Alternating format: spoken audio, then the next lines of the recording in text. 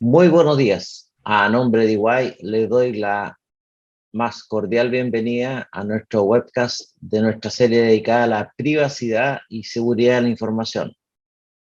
Hoy conversaremos en nuestro webcast parte 2 sobre si estamos preparados para los nuevos desafíos de privacidad y protección de datos personales. Nos planteamos en un mundo en el que la innovación y la transformación digital están empujando a las organizaciones a crear nuevos modelos de negocios basados en datos. La protección y seguridad de estos surgen como factores claves para aprovechar oportunidades con una mirada global. Prontamente, Chile contará con una nueva ley de protección de datos personales que regulará y extenderá las responsabilidades y obligaciones de las organizaciones públicas y privadas. Ellas deberán trabajar con información de ciudadanos y clientes que eligieron entregar sus datos de manera libre y consciente. Esta nueva ley representará grandes desafíos, pero a la vez abrirá diversas oportunidades. Precisamente para conversar sobre ello, nos reunimos hoy en este webcast donde conoceremos la visión de los representantes del sector público y de la sociedad civil sobre el tema. Sus preguntas y comentarios los pueden hacer a través de la sección del QA del Zoom. Los consideraremos para contestarlos en la parte final de nuestro evento. Para hablar en profundidad, hoy conversaremos con los siguientes panelistas. Kenneth Pugh, senador de la República por la región de Valparaíso. Es integrante de las comisiones de zonas extremas y territorios especiales, de defensa y de pesca e intereses marítimos. En su cargo ha trabajado en el tema de protección de datos. Fue promotor de la ley de la ciberseguridad en octubre y de la moción para la protección de la infraestructura crítica nacional. Es vicealmirante en retiro de la Armada de Chile. Es ingeniero naval electrónico con magíster en ciencias navales y marítimas. Gloria de la Fuente, presidente del Consejo para la Transparencia. Ha desarrollado una estrecha labor en torno a los temas de transparencia, trabajando como consultora del Consejo y de la Red de Transparencia y Acceso a la Información Pública. También se ha desempeñado como directora de proyectos en Chile, Transparente, capítulo chileno de Transparencia Internacional, entre otros altos cargos. Es cientista política y doctora en ciencias sociales. Ha realizado actividad docente en diversas universidades del país. Jessica Matus, fundadora de la Fundación Datos Protegidos y presidenta de Internet Society, capítulo Chile. En 2019 obtuvo el segundo lugar en el ranking Leading Lawyers en la categoría Data Protection. Y recientemente fue reconocida por The Legal 500 en la categoría Data Privacy. Cuenta con experiencia en cargos directivos en diversos órganos gubernamentales, consultoría en sector privado, organismos internacionales y empresas privadas. Es abogada y diplomada en Derecho Informática por la Universidad de Chile. Jaime Caicedo, socio de consultoría en Data Analytics de EY, quien moderará. Les recuerdo que pueden enviar sus preguntas a través de la sección del QA del Zoom. Adelante, Jaime. Muchas gracias, Danilo, por la introducción. Bueno, nuevamente agradecer a nuestro invitado, un tremendo panel para conversar estos temas que comentaba Danilo. Y quisiera partir conversando dentro del contexto que nos está tocando vivir. Estamos viviendo un tiempo de pandemia, ya estamos pronto a cumplir 2 años desde que se inició esto en todo el mundo, una pandemia que ha calado de distintas formas, que desde nuestra perspectiva también ha generado distintas oportunidades, ha generado tal vez la oportunidad de pensar las cosas distintas, de sentar nuevos paradigmas. Y también nos ha enfrentado a ciertas cosas que están bastante ligadas a lo que vamos a conversar hoy. Temas de filtración de datos sensibles, los temas de trazabilidad, lo que tuvimos en Chile como con la aplicación de Corona App, distintos temas que en el fondo fueron llenando la agenda pública y que tienen mucho que ver con temas de protección de datos personales. Entonces, quisiera partir, aprovechando este tremendo panel, para hablar dentro de ese contexto sobre qué impactos ha tenido, a juicio de nuestros invitados, la pandemia en los temas de protección y privacidad de datos, tanto en Chile como en el mundo. Me gustaría partir con Gloria, conocer su opinión al respecto. Muchas gracias, Jaime. Bueno, muchas gracias por la invitación y muy honrada de estar en este panel, en una discusión que yo creo que es clave para el país.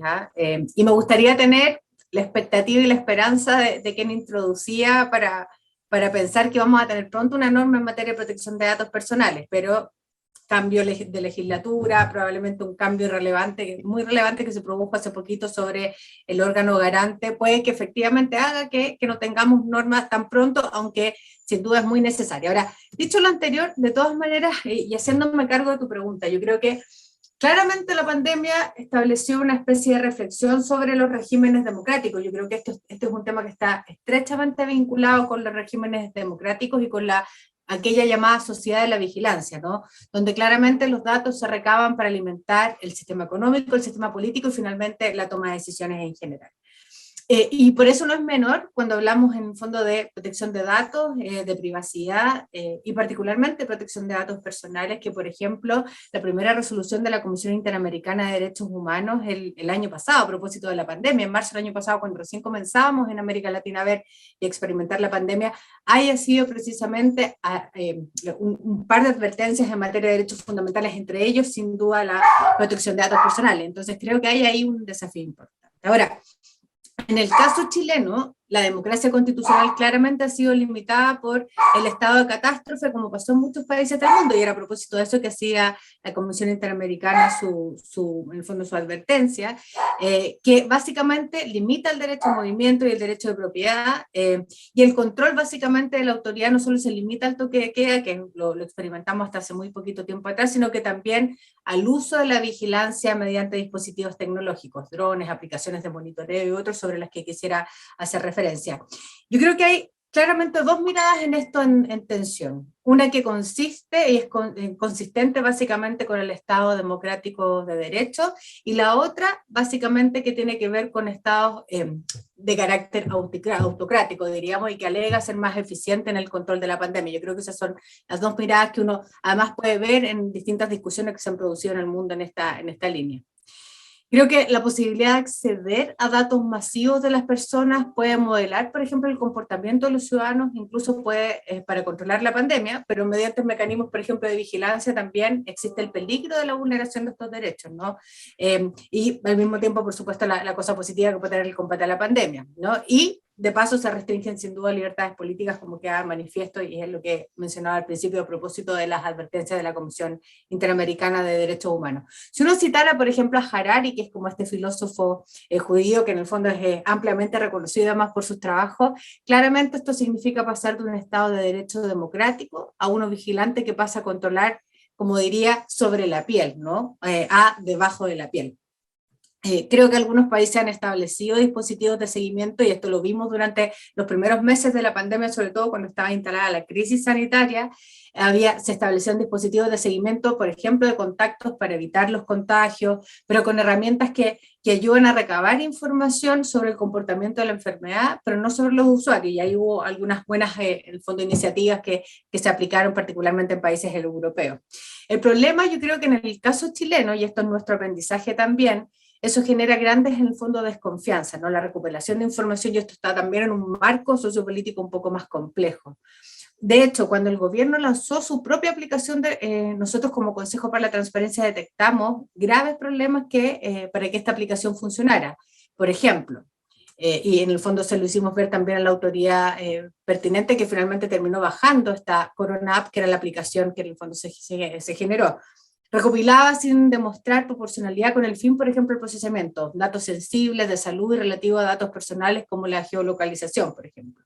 No especificaba en políticas de privacidad del órgano responsable la recopilación de datos.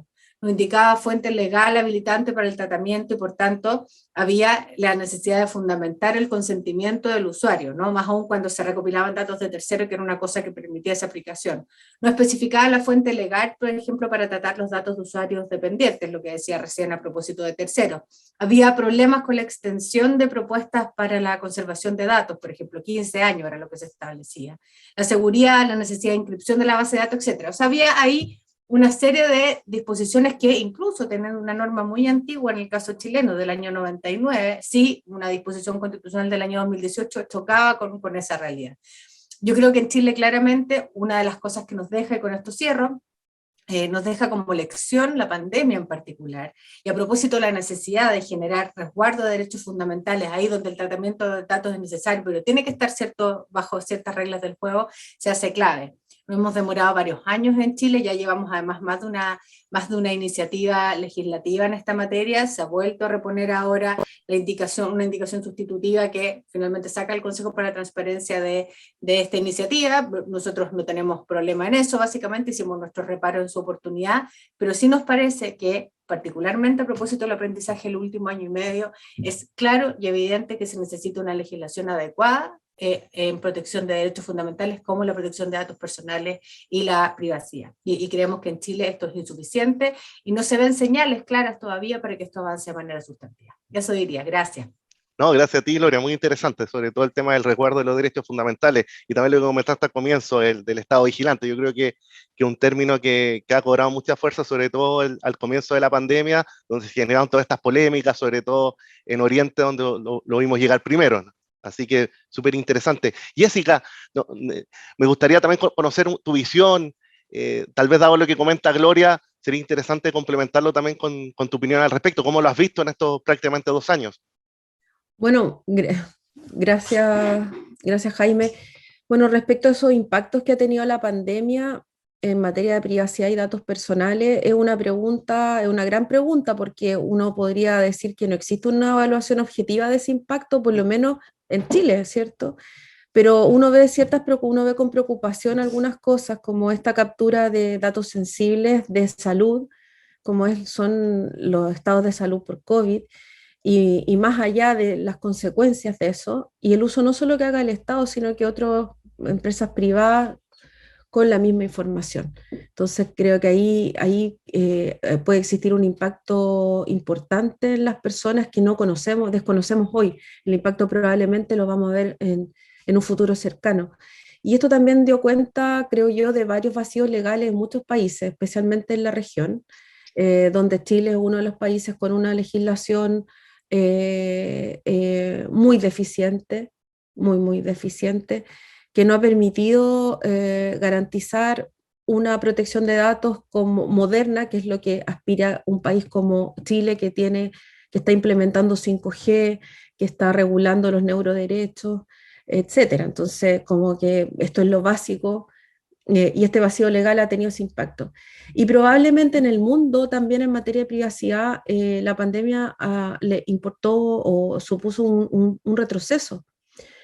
Un retroceso por lo mismo que dice Gloria, esto es como límite a la movilidad, entrega de datos personales, en el fondo, porque ha cedido la privacidad en pos de la salud. ¿Cómo encontrar esos estándares?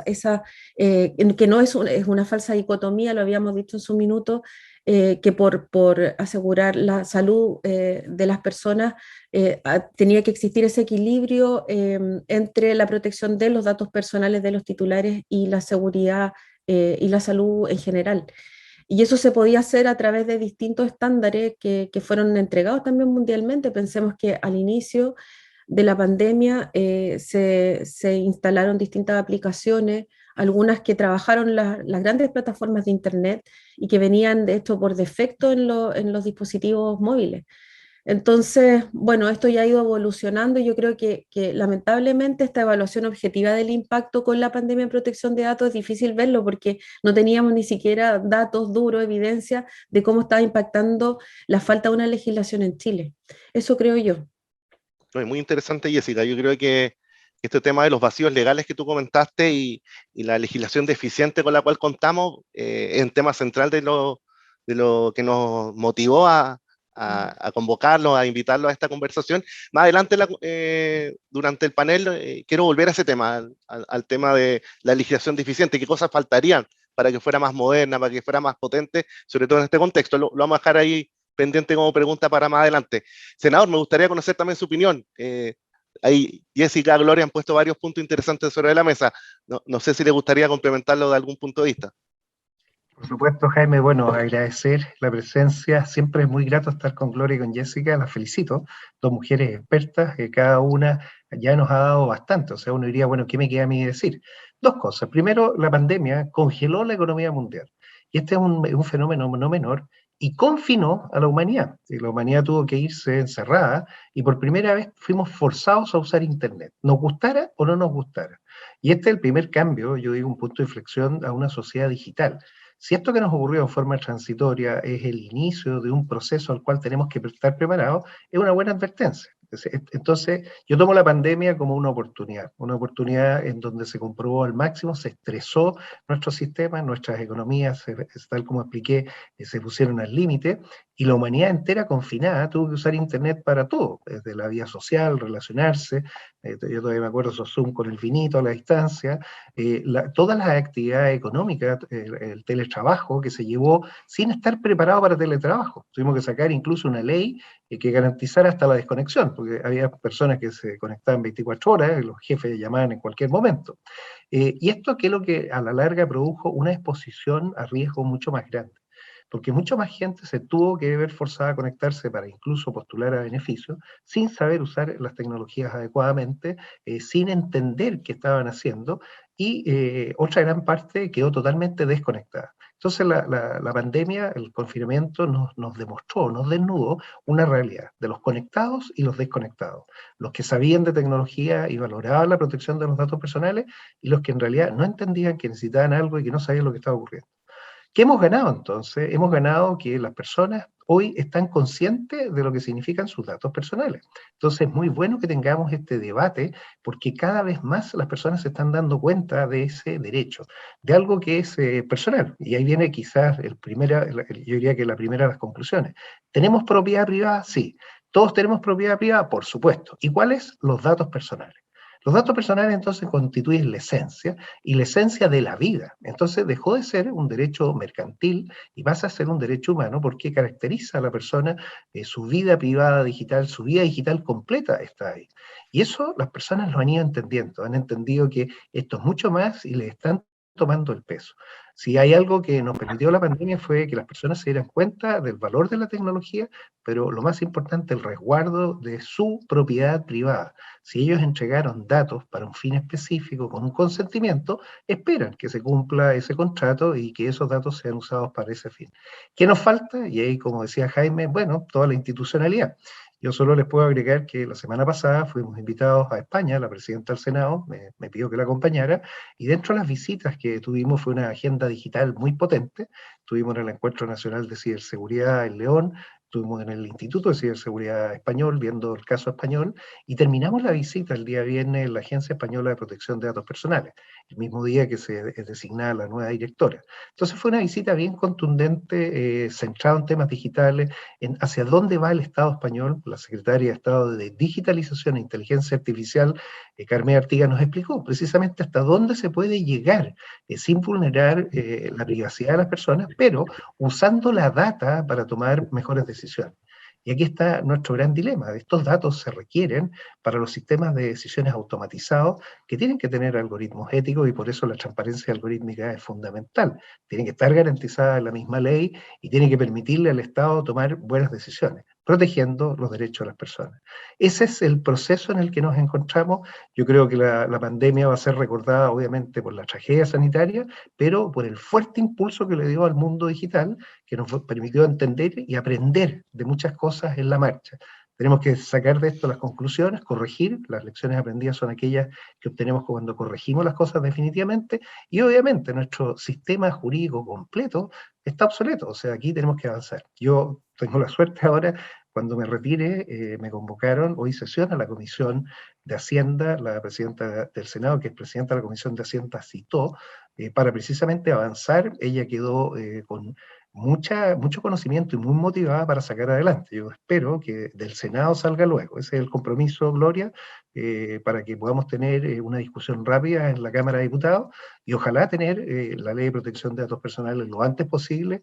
Chile no se puede quedar atrás, tiene que tomar y retomar esta fuerza, este vigor, como parte incluso de la reactivación digital. Eso sería, Jaime, lo que aportaría por mi lado. No, muchas gracias. Bueno, ahí puso sobre la mesa dos temas que no habíamos tocado hasta ahora, los temas del uso ético de los datos y el tema de la transparencia algorítmica, no lo habíamos tocado hasta ahora como tema, y me parece a mí también que son temas súper relevantes, pero que de alguna manera la pandemia también vino a acelerarlos de manera global. Eran temas que veníamos conversando, sobre todo en el primer mundo, pero esto vino de alguna forma a acelerar ese proceso que yo creo que es fundamental para seguir avanzando en esta línea, tal como ustedes comentaban. Les recuerdo a nuestros invitados que pueden enviar sus preguntas a través de la sección Q&A de Zoom. Las consideraremos en la parte final del evento para poder transmitírselos también a nuestros invitados. Y quisiera pasar a otra pregunta. Y tal vez aquí, con un poquito de autorreferencia, tal vez en función también de mi experiencia consultiva, me ha pasado mucho en el último tiempo que a veces se tiende a confundir en conversaciones, en distintas empresas, también con responsables de temas gubernamentales, se tiende a confundir el concepto de protección de datos con temas más vinculados a la seguridad. Y ahí me gustó mucho lo que comentaba Gloria respecto a la primera pregunta, que en realidad esto tiene más que ver con algo bastante más amplio, con un derecho fundamental, como mencionó Gloria, respecto a que las personas sepamos con bastante claridad qué, cómo, cuándo, dónde, por qué y para qué se están tratando nuestros datos personales. En ese sentido, me gustaría hacerle la siguiente pregunta. ¿Qué nivel de conciencia y entendimiento creen ustedes que tienen los ciudadanos, la gente de a pie, como muchos le llaman, respecto a estos derechos? ¿Qué nivel de conciencia tendrá la ciudadanía respecto a estos derechos? Me gustaría partir en esta oportunidad con Jessica, conocer tu opinión al respecto. Bueno, el conocimiento, el entendimiento que tienen las personas es muy vago y muy bajo, ¿ya? Pero claro, yo no lo podría entender porque no existe una autoridad que justamente parte de sus funciones o atribuciones es promover un derecho, que es el derecho a la protección de datos. Entonces, un poco ese es el trabajo que la Fundación Datos Protegidos ha hecho desde su creación en el año 2015, que es promover un derecho a través de distintas campañas de educación, en campañas de difusión, en las mismas causas judiciales que tramitamos con ocasión de la ley de datos o recursos de protección. Solamente recordarles que hace unos años atrás nosotros en la fundación litigamos un caso en contra de un banco por la infracción al principio de seguridad de los datos y obtuvimos una sentencia que ordenó el pago de una indemnización por daño moral. Y es la única sentencia, el único fallo hoy relativo, o sea, con aplicación de la ley de datos personales. Y también, bueno, hace un par de años también discutimos también en sede de una acción constitucional el uso de los globos de vigilancia y de los drones de vigilancia, y que fue el primer caso donde se discutió la privacidad en espacios públicos. Entonces, finalmente, si uno se da cuenta, resulta ser que es un tema muy reciente de discusión en el país, donde las personas hace muy poco están conociendo los temas de datos. Hay una confusión de conceptos, además. Hay una reducción del derecho a la protección de datos a los datos de carácter comercial y financiero, que son del DICOM, ¿cierto? Entonces, pero no hay conciencia de que la información personal es toda aquella información o datos que te puedan identificar de alguna manera o que te hagan identificable. O sea, que te identifican o que te hagan identificable. Y eso hoy, con las tecnologías, es muchísima información. Creo que la biometría es uno de los tipos de datos que pasan a ser datos sensibles, pues son características físicas de las personas y características conductuales. Entonces, hoy la biometría, que podemos hablar que una de las más polémicas, de las más cuestionadas en el mundo es el reconocimiento facial, que si lo llevamos a estos espacios públicos en estados de vigilancia o las mismas empresas adoptando este tipo de tecnología sin antes, previamente, evaluar el impacto que pueda tener esa tecnología en la protección de la información o en los derechos y libertades de las personas, entonces esto está llevando a que muchas organizaciones públicas y privadas adopten tecnología sin evaluar previamente la necesidad de la implementación y el impacto de la implementación de ella.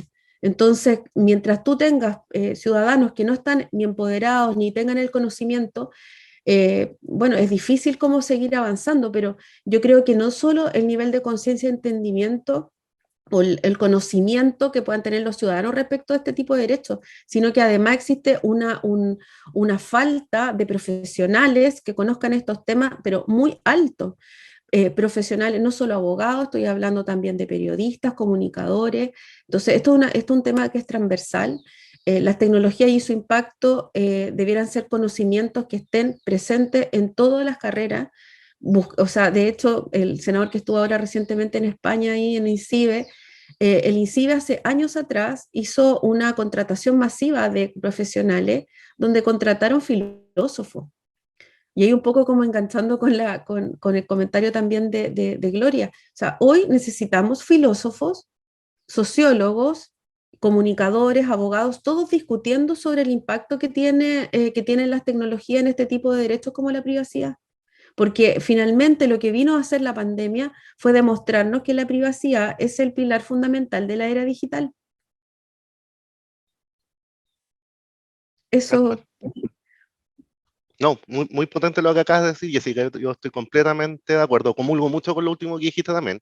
Yo creo que esa mirada multidimensional que hay que tener de problemáticas tan amplias como estas es fundamental. No puede ser solamente una mirada técnica o como lo hacíamos hace 15 años cuando yo partí en estos temas de análisis de datos, una mirada solamente científico-matemática. Es una locura mantener esa mirada con todo lo que nos ha tocado vivir y todo lo que nos sigue tocando vivir. Yo creo que eso es fundamental, lo que tú has puesto sobre la mesa. Y hay otro tema que me interesó mucho de lo que planteaste, que es la evaluación de impacto. Yo creo que eso es algo que hay que avanzar muchísimo hoy en día. Podemos conversar después de esas herramientas, porque son herramientas Exacto. que ya existen y que en el proyecto de ley de hoy nos falta. Faltó justamente esa parte. Tenemos privacidad por diseño, pero el proyecto no considera la evaluación de impacto como una herramienta importante de carácter preventivo y proactivo en materia de privacidad. No, perfecto. A mí me gustaría también conocer la visión del senador. Viene llegando, como nos comentaba, de una pequeña gira. Yo creo que también es interesante lo que le ha tocado ver en otras partes del mundo y ponerle contexto también en Chile de qué tanta conciencia te da la ciudadanía respecto a esto que estamos conversando. Bueno, mira, es bien interesante el momento que vive la humanidad y por eso Chile tiene que capitalizar esto. El despliegue de tecnologías que hay ahora es gigantesco. La misma semana que estábamos nosotros, Telefónica está señalando que se invertían $100 millones en el desarrollo de un centro de competencia de tecnologías inalámbricas móviles 5G o lo que venga después. Esto conlleva una cantidad de data que va a fluir gigantesca que hay que primero manejarla y manejarla bien. Entonces, está todo el mundo preocupado y ocupado. La misma agencia española está viendo cómo poder tener más atribuciones en ciertas áreas, lo cual es interesante, o sea, ver cuál va a ser el plan estratégico de ellos. Nos tocaron ver las herramientas que son bien interesantes para el cumplimiento, o sea, como ya se señaló, muy pocas personas tienen idea de qué se trata esto, la protección de los datos personales. Partamos entonces con las pymes y las MIPYMES. ¿Qué hacemos con ellas? Bueno, lo que primero podemos hacer es un trabajo de educación. Ahí nos dieron acceso a la herramienta Facilito, que tiene todas las capacidades para que se puedan las empresas dar cuenta del tamaño que sean y también poder hacer algo de autorregulación. Sin existir todavía la legislación, es factible avanzar de alguna manera. Lo segundo, que a mí me dejó también muy tranquilo, es la forma en que el Estado espera hacer uso de la información. Una de las grandes preocupaciones del Estado español hoy en día es el uso del lenguaje español. Entonces, la inteligencia artificial está siendo usada para precisamente estudiar y ver cómo conversan los españoles para entender qué está pasando. Ahora, el riesgo es cómo se hace esto manteniendo la privacidad de la información. Y ahí todas las técnicas que hay asociadas a poder disponer de información para análisis y toma de decisiones sin vulnerar los derechos de las personas es esencial. Ese yo creo que es la clave del éxito y el desafío. Obviamente, España es un gigante.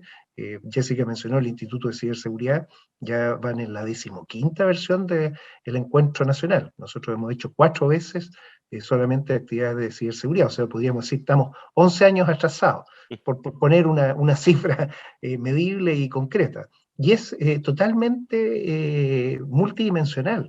abordar el mundo digital solamente desde la perspectiva técnica o solamente desde la perspectiva legal es un error. Se requiere abordarlo completo con todo lo que eso significa y se requieren estos institutos. Le estamos pidiendo también a la ley de presupuesto este año poder darle forma, vale decir, personalidad jurídica y una dirección física a nuestro Instituto Nacional de Ciberseguridad. Y así también empezar a crear conciencia. Concuerdo con la necesidad que tenemos que tener métricas y evaluaciones, y es más, la misma legislación tiene que tener revisiones permanentes.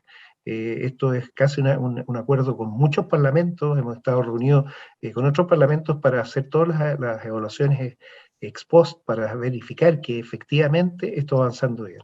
Esta misma semana, además, en Chile promulgamos la nueva política de inteligencia artificial, y también se está señalando lo mismo, tiene que estar debidamente alineado y resguardado los derechos de la persona. Finalmente, la Convención Constitucional va a tener que debatir a fondo este tema. La Constitución va a tener una clave digital, lo más probable un principio, ojalá el principio de República Digital, y con varios derechos nuevos. Todo lo que es Internet como un servicio público, con un acceso garantizado a quienes no lo tienen, lo cual va a significar que tenemos que educar a las personas y educar temprana. No podemos pretender que los niños y las niñas ingresen al mundo de Internet sin conocer todas las ventajas y también todos los resguardos que tienen que tener. Eso es esencial. Y finalmente, algo que yo creo que fue muy valioso de la visita en España, que estos planes, como planes de Estado, tienen que trascender. ¿Qué estamos haciendo entonces en el Senado? A través de la Comisión de Transporte y Telecomunicaciones, generar un consenso al 2035. 2035 son 14 años más, esos son los 12 años de edad escolar, básica y media, y 2 años técnico profesional.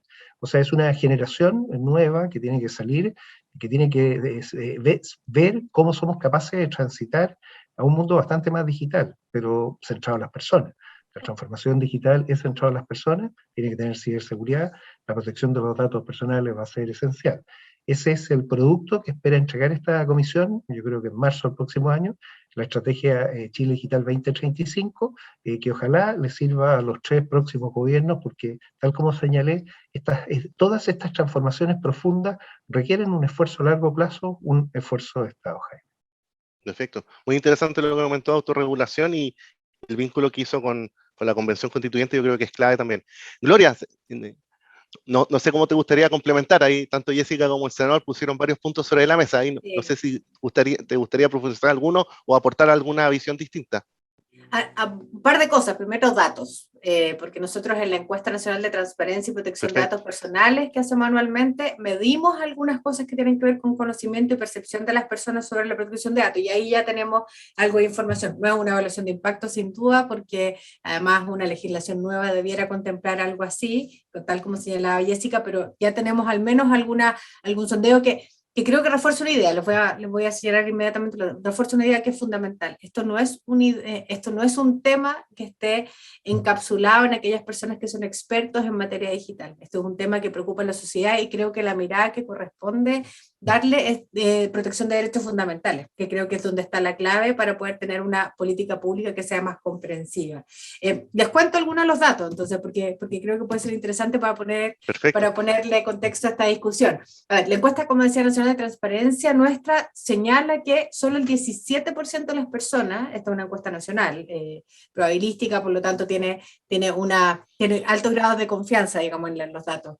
A ver, la encuesta señala que el 17% confía en que el sector privado y público cuide sus datos personales. Y la desconfianza en el cuidado de los datos personales está positivamente correlacionada en nuestra encuesta con la percepción de confianza general en las instituciones. Ahí hay un dato que yo creo que vale la pena mirar, ¿no?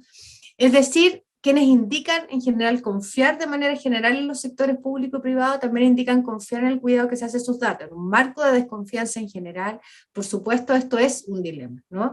Ahora, respecto al órgano garante, los números en general siguen siendo muy bajos. Solo un 10% de los encuestados declara saber de la existencia de una institución que proteja los datos personales en Chile. Sabemos, por cierto, que apenas recién el CERNAC tiene algunas competencias en el mundo privado, digamos, en el mundo de las empresas en general que prestan servicios, en el fondo, y son retail y otro tipo de empresas. Y en el caso nuestro, en el caso del Consejo para la Transparencia, nosotros tenemos una disposición muy pequeñita en el artículo 33, letra M, que nos permite velar por la protección de, básicamente, la vida privada, que es la norma que existe del año 99, pero solamente respecto a los sujetos obligados en materia de la ley de transparencia. Por lo tanto, tampoco es que exista un órgano que sea ampliamente reconocible en esto, ¿no? Pese a que algunos hemos hecho esa tarea. Ahora, en general también la encuesta nos muestra que hay un cierto acuerdo con la existencia de los derechos ARCOP, ¿no? ARCOP, pensando también en portabilidad. Aunque quienes tienen educación superior y nivel socioeconómico más alto, claramente tienen un mayor nivel de acuerdo con la existencia de estos derechos porque los reconocen, los conoces, etc. Y en general lo mismo pasa con quienes tienen una posición más, en el fondo una posición política asentada, es decir, tienen una posición más claramente identificable. Yo creo que es interesante estos datos. Nosotros hemos ido haciendo esta encuesta y ya llevamos varios años haciendo las mediciones respecto al tema protección de datos también, no solamente acceso a la información pública.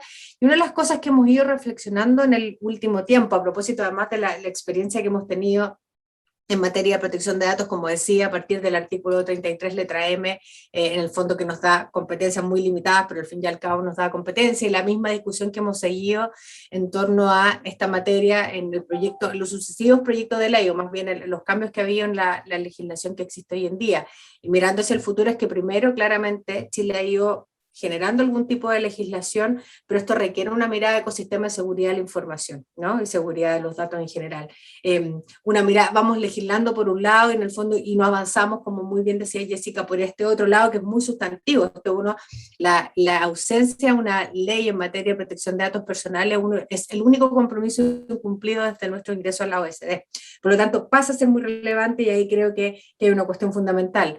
Y digo, y con esto cierro, la idea de ecosistema es muy relevante, y esto tiene que ver necesariamente con acceso a la información pública, porque se señalaba, el senador Puig señalaba hace un rato atrás, por ejemplo, la discusión sobre la transparencia algorítmica. Es un tremendo tema, y un tremendo tema que tiene que ver además, por un lado, con protección de datos personales, pero claramente también con acceso a la información pública, ¿no? Y creo que ahí hay una reflexión mucho más comprensiva, mucho más de ecosistema, que claramente es necesario hacer, y mi impresión es que a rato nos perdemos en el fondo en la discusión más pequeña y sin mirar necesariamente como la complejidad, ¿no? de esta discusión, y por eso digo ecosistema. Gracias. Sí. No, gracias, muy interesante, Gloria, lo que comentaste, este último punto del ecosistema, bueno, y además los datos que aportaste a la conversación, creo que son fundamentales. Me gustaría retomar el tema que comentó Jessica, de esta legislación deficiente que comentaba con respecto a la primera pregunta que le hacía. Tenemos GDPR como reglamento referente en cuanto a protección de datos personales, que en mi opinión personal destacan elementos bien interesantes, como la importancia del consentimiento, las medidas de responsabilidad activa por parte de las organizaciones públicas y privadas, o el derecho a la portabilidad de datos, que me parecen elementos sumamente interesantes. ¿Cuáles son para ustedes los elementos claves que debería o debe considerar una ley de protección de datos moderna? Me gustaría partir con la visión del senador al respecto. Bueno, muchas gracias. Mira, yo creo que las personas lo que más se requieren, si uno tuviera que privilegiar algo, es un derecho que es el derecho a la explicación. ¿Y por qué? Porque los sistemas toman decisiones, y las decisiones las toman basadas en datos. Y de repente a la persona le dice, mire, calificó, no calificó, entró, no entró, y la persona dice, ¿pero por qué? No, el sistema. Entonces, esto, oye, para llevarlo a algo súper práctico, o sea, ¿para qué tenemos datos y cuáles son los efectos de los datos de las personas? Y aquí entra lo que hablábamos recién de los sistemas de decisiones automatizados, que se tienen que conocer, o sea, al menos la persona tiene que tener el derecho a saber que la decisión no la tomó ni el jefe, ni un grupo, sino que un algoritmo basado en datos. Datos que tienen que tener su origen, o sea, la trazabilidad de la información y la integridad de ella es fundamental. Y aquí viene lo que señalaba muy bien Gloria, necesitamos un ecosistema. ¿Sí? No se pueden estar usando datos sin saber de dónde viene, la calidad del dato, el dato lo cambió alguien o no, o sea, todos estos elementos. Y para poder tener estos ecosistemas se necesita algo que está en la ley de transformación digital del Estado, la 21.180, pero que no lo hemos sabido querido poner en práctica, que es la interoperabilidad. La interoperabilidad es la única que va a garantizar certeza jurídica de los actos digitales del Estado, de las personas, todas personas naturales y jurídicas, y también de los dispositivos que estén conectados a red y que pueden tomar una decisión administrativa. O sea, te puede tomar un sensor de ruido en tu manzana por emitir ruidos a horas de la noche, fuera de los decibeles que correspondían, por supuesto, si es parte del sistema de trazabilidad que tiene certeza jurídica. Entonces, este ecosistema es el que no hemos debatido. Y hasta el momento son todas islas, cada ministerio, cada uno hace sus esfuerzos. No tenemos una autoridad en datos. Lo que más me gustó de España fue la oficina del dato, la armaron el año pasado, y con la oficina del dato están viendo, bueno, qué datos tiene el Estado, qué cosas tiene. Entonces, una ley de protección de datos personales tiene que hacerse cargo también de este ecosistema, pues si no nace como algo solo, desconectado del resto. Esa es mi mayor preocupación. ¿Cómo lograr generar este ecosistema que le garanticemos la seguridad, la privacidad digital a las personas? O sea, su vida digital, no se preocupe, tiene todos los derechos y vamos a tener todos los mecanismos de resguardo para ella. Por lo pronto, lo que se hizo, todas las iniciativas anteriores se fusionaron y se tomó el Reglamento Europeo de Datos Personales, se introdujeron más de 300 indicaciones para tratar de asimilarlo. Lo que tenemos ahora, yo diría que está bastante bien, o sea, de todos los esfuerzos anteriores, esto es como lo mejorcito que se ha podido lograr, pero si seguimos esperando a perfeccionarlo, vamos a perder una oportunidad extraordinaria de entrar a tiempo.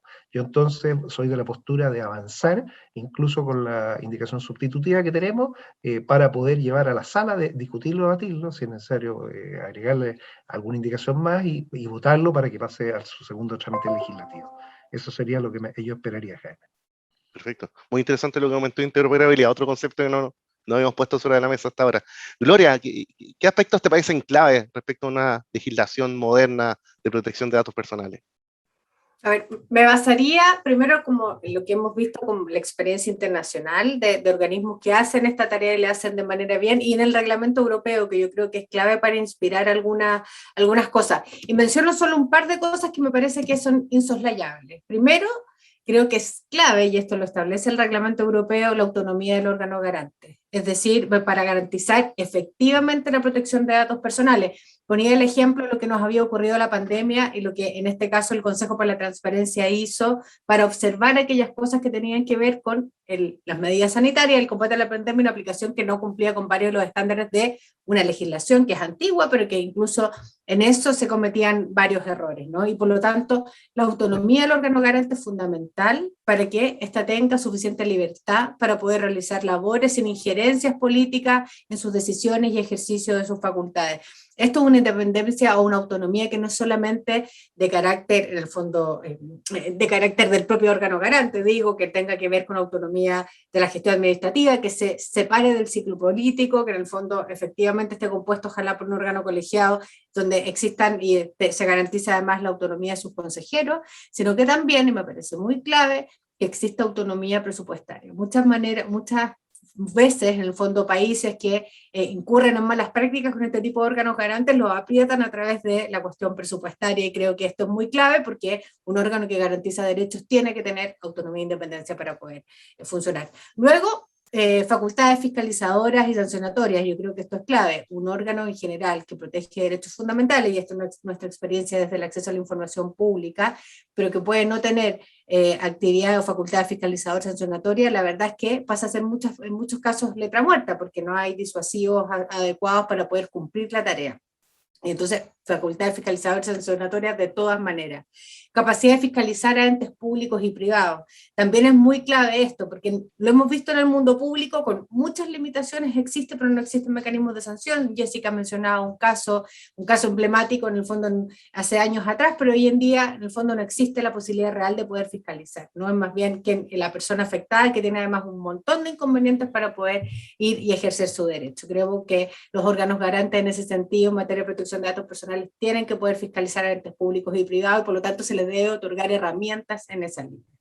Luego, claramente, y por lo menos nuestra experiencia, creemos que es una buena idea que exista un órgano colegiado compuesto por miembros y expertos. Y le agregaría a propósito de lo mismo, que no tienen que ser personas tampoco que vengan de solo una disciplina. Yo creo que es importante pensar que la mirada respecto a, en el fondo, la protección de datos personales, con su complejidad, en esta mirada más de ecosistema en materia de seguridad de la información, requiere miradas que no solamente vengan ni de la tecnología ni del derecho. Creo que son miradas más comprensivas, y esto parecerá, yo no soy abogada, por lo tanto parecerá una especie de defensa particular o corporativa, un gremio, no, pero creo que una mirada más comprensiva de la realidad creo que es muy, muy clave para estos temas, ¿no? Para una política pública que pasa a ser sin duda más compleja. Y por ahí diría que son por lo menos los elementos que me parece que son esenciales en la discusión que tenemos que hacer en nuestro país. Sí, no, muy interesante, Gloria, lo que comentaste del órgano garante con capacidad fiscalizadora y sancionatoria. Yo creo que también es fundamental. Si no, queda de alguna forma, como decía el senador, es difícil llevarlo a la práctica sin ese órgano, sin esa posibilidad de estar monitoreándolo en forma continua. Jessica, ¿qué opinas al respecto? ¿Que te gustaría complementar con algo, aportar tal vez con alguna dimensión distinta? No, creo que Gloria ha dado con esos aspectos que son importantes, la autonomía e independencia, ya sea política, funcional, presupuestaria o un organismo. La tendencia mundial es al fortalecimiento de las institucionalidades de protección de datos. Hay que pensar que esas institucionalidades son las que están decidiendo suspender transferencias internacionales de datos cuando no cumplan ciertos estándares. Tenemos el caso de Estados Unidos, en este juicio del caso Trump, que también afectó. Entonces es muy importante, esa es la importancia que tiene hoy esa institucionalidad autónoma e independiente. Y debe ser así porque es la única manera de garantizar que no existan influencias externas en las decisiones de esa autoridad. Y esto yo lo digo tanto desde el sector privado como desde el sector público, porque ya han habido casos del sector público donde se ha hecho uso de datos como, por ejemplo, los correos electrónicos en el Ministerio de Educación, que ese es un ejemplo que fue esto en el 2019, donde se recolectaron datos y se utilizaron con propósitos diferentes para los cuales fueron capturados esa información. Entonces, esa independencia creo que es crucial. Y lo digo, ¿y por qué es tan crucial? Porque además los intereses que están involucrados, o sea, los intereses y grupos o actores que están involucrados en esta economía digital basada en este flujo masivo de datos, son tantos que la única manera de garantizar una fiabilidad, una eficacia y una fiscalización, una supervisión adecuada es a través de un órgano que sea autónomo, independiente, fuera de cualquier contexto político, pero que además tenga, o sea, y que no sean elegidos como directamente por una autoridad como el presidente de la República. En el fondo puede serlo, pero en base a un concurso público, basado en lo que tenemos hoy en día en el sistema, que es este sistema de alta dirección pública. ¿Ya? Las indicaciones del Ejecutivo, que fueron presentadas hace, no sé, una semana, 2 semanas atrás, establecen nuevamente un nombramiento de 3 consejeros, porque la agencia va a ser un consejo, o sea, la Agencia de Protección de Datos sería dirigida por un consejo directivo compuesto por 3 personas, las 3 elegidas por el presidente de la República, pero nada dice de un concurso público. Es importante que sea un órgano especializado y que esas personas, además de poder ser un referente, tanto en lo académico como en lo profesional en materia de datos personales, que pueda ser un concurso público de verdad, pues se van a ser la autoridad, el presidente de ese consejo va a ser el jefe superior de ese servicio. Entonces creo que esa es la importancia, pero para mí, radical en un órgano. Y especialmente en esa autonomía se va a ver reflejada también en todo este sistema de incompatibilidad y de inhabilidades que tengan esos consejeros. Por otro lado, creo que que es muy importante que elementos claves que tiene que tener una ley de datos dice relación con las sanciones. Y nuevamente, en estas indicaciones se modifican las sanciones. El proyecto original establecía sanciones dependiendo del tipo de infracción, si era una infracción grave, o sea, leve, grave y gravísima, y establecían estándares de sanciones entre 1 y 100 UTM, bueno, que llegaba a 10.000 UTM.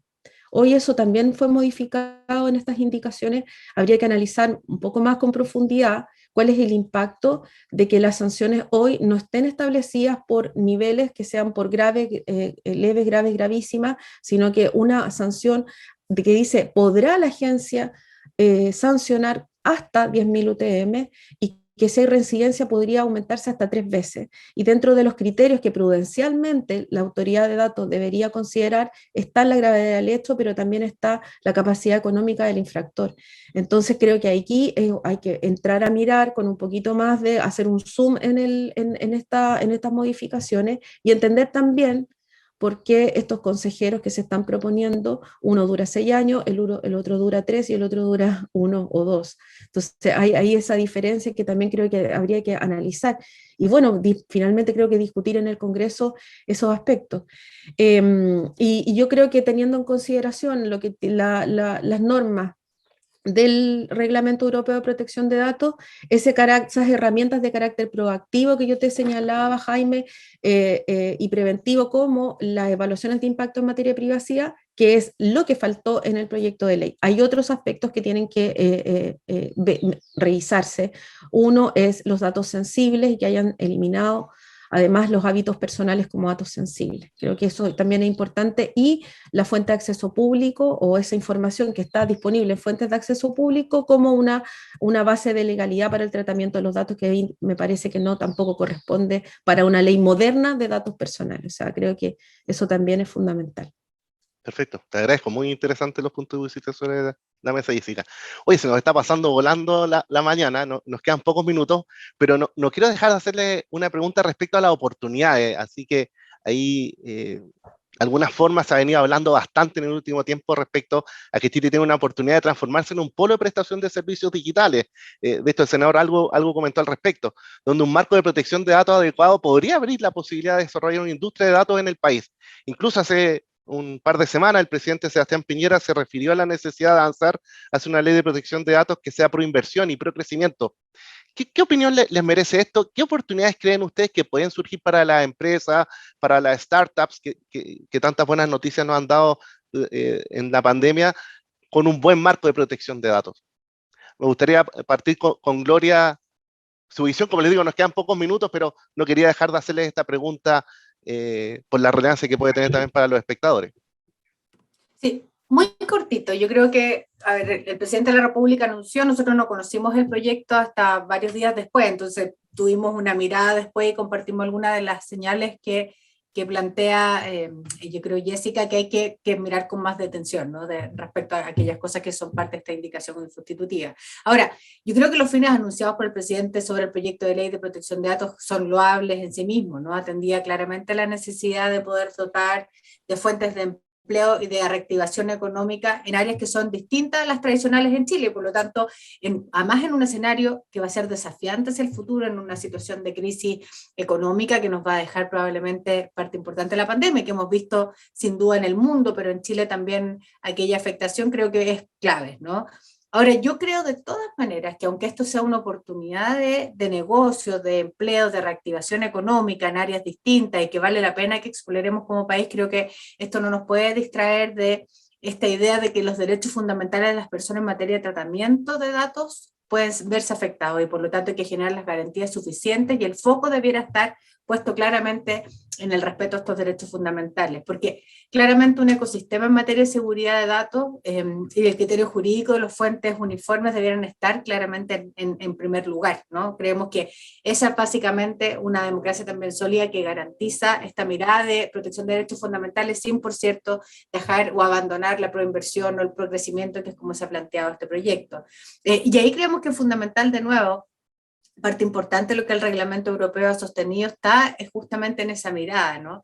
El ser país adecuado, de hecho, a propósito de adoptar varios de los criterios que tiene este reglamento europeo en materia de protección de datos personales, nos permite efectivamente tener más oportunidades también de inversión y de crecimiento, ¿no? A propósito de ser un país adecuado y tener la posibilidad efectivamente de poder generar tratamiento de datos ya en otras latitudes, ¿no? Pero creo que estamos todavía un poco lejos de eso. Yo la verdad tengo expectativas y esperanza en que podamos tener una ley muy pronto, una norma en materia de protección de datos personales muy pronto.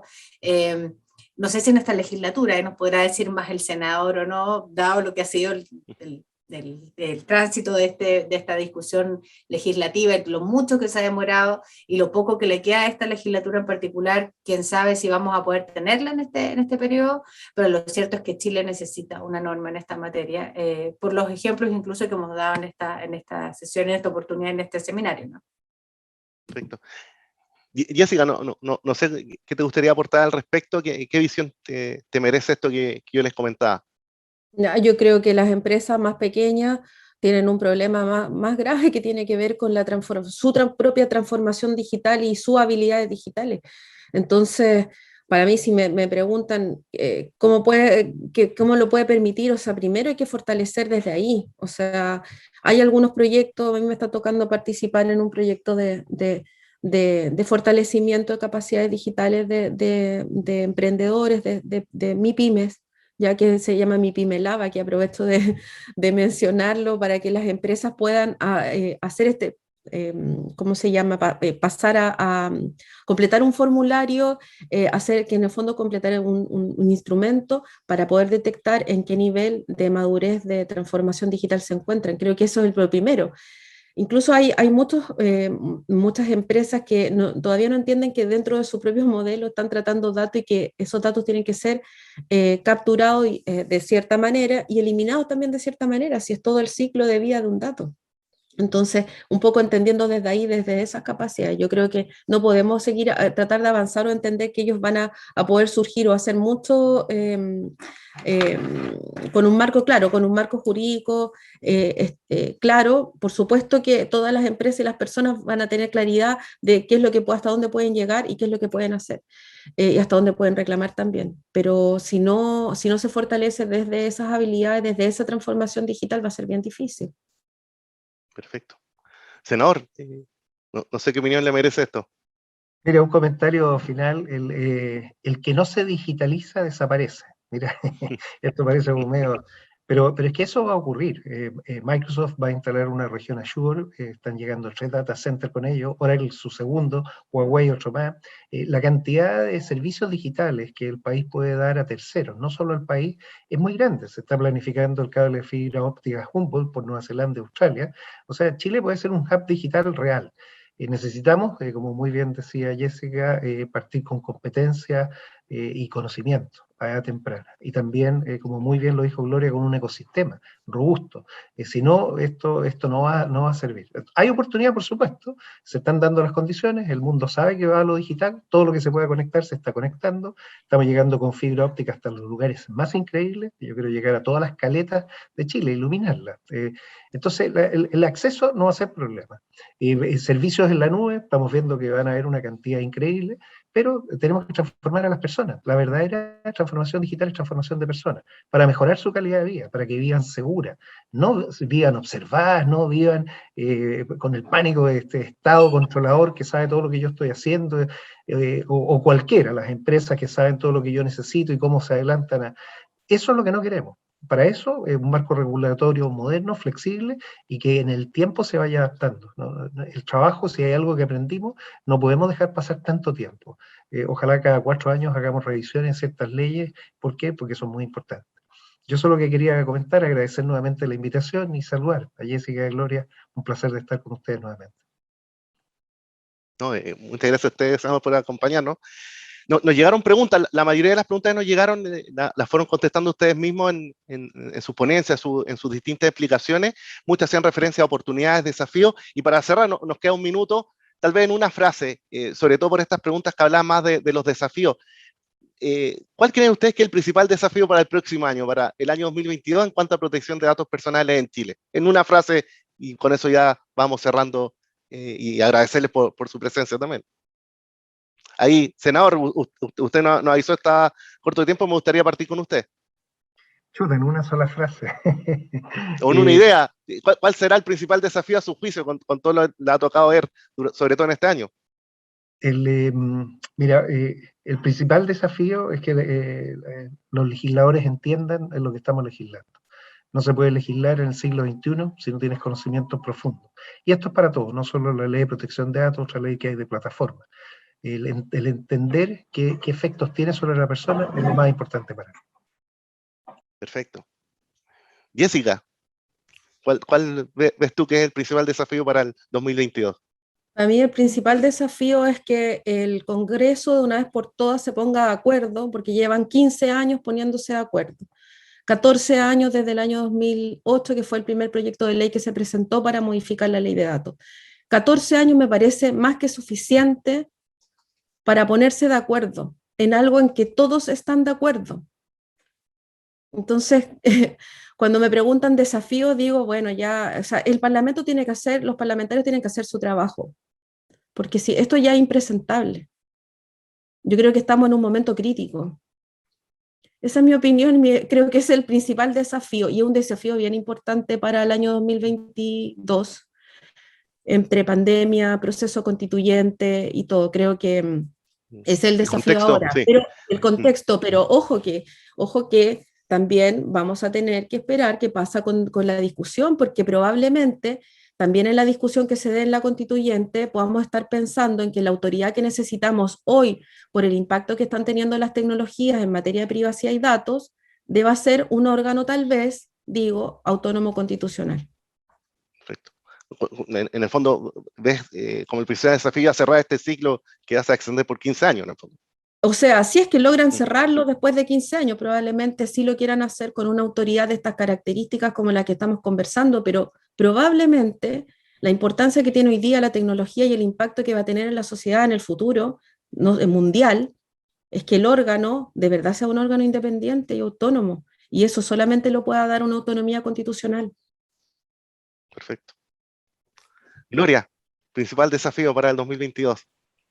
O sea, un desafío modesto, pero no menor, que yo creo que es tener una Perfecto. norma en materia de protección de datos personales. Claramente yo creo que por todo lo que se ha explicado y todo lo que se ha discutido, por la larga discusión que ya se produjo en esta materia, yo creo que claramente es necesario tener una norma en materia de protección de datos personales, más aún con las lecciones de la pandemia, como discutíamos al principio, y considerando además la necesidad de no perder de vista que esto tiene que estar también en la discusión de la Convención Constitucional, ¿no? Estamos hablando de derechos fundamentales que tienen que estar, si ya tenemos en la actual Constitución del año 2018 reconocido este derecho fundamental, no habría por qué no pensar en que debiera también discutirse al alero de la nueva Constitución, y sobre esa base tener una legislación sin duda adecuada en esta materia. No, genial. Oye, les quiero agradecer nuevamente, un tremendo panel. Muchísimas gracias, Gloria, Jessica, senador, por acompañarnos esta mañana. Muy interesante su perspectiva. Le agradezco mucho la transparencia, la forma en que respondieron las preguntas que quisimos compartir con ustedes y con el público. Agradecemos también a toda la gente que nos acompañó a través de la señal en vivo y esperamos también que nos sigan acompañando en futuras iniciativas como esta. Hasta la próxima. Un abrazo gigante y mil gracias nuevamente. Muchas gracias a ustedes. Gracias por la invitación. Gracias por la invitación.